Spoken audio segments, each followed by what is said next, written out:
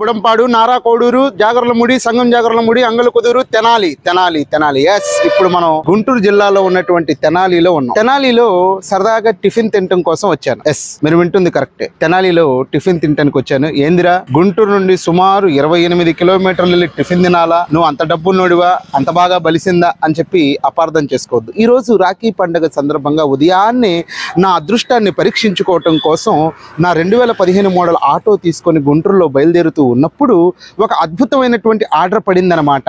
గుంటూరు నుండి సుమారు 28 కిలోమీటర్ల దూరంలో ఉన్నటువంటి ఆంధ్ర ప్యారిస్ గా పిలువబడేటువంటి తెనాలికి ఆర్డర్ పడింది 380 రూపాయలకి.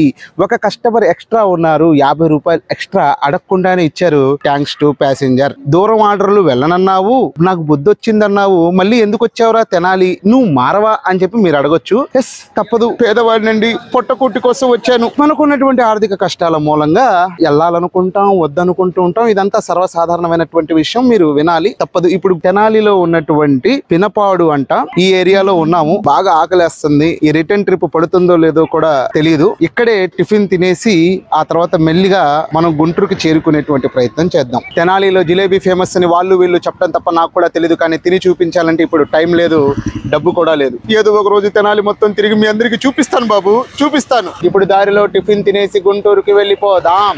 మీది తెనాలి, మాది తెనాలి, మనది తెనాలి.